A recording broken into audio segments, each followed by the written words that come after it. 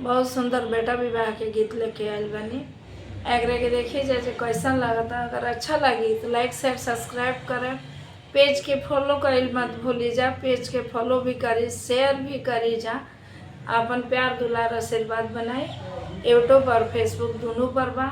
तो देखिए और बेटा विवाह के गीत के आनंद उठाएं। जेठाही दुल्हा हो जेठा दुल्हनिया,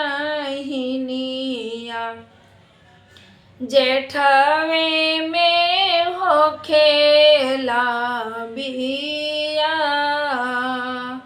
जेठाही दुल्हा हो जेठा दुल्हनिया,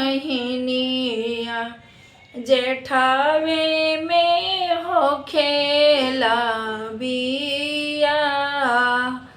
नहीं जाई है घोड़ावा हो, नहीं जाई है धूप लगी घोड़ावा के, धूप लगी है हथिया के।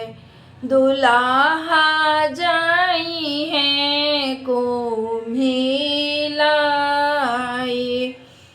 दुल्हा जाई है कुम्हिलाई।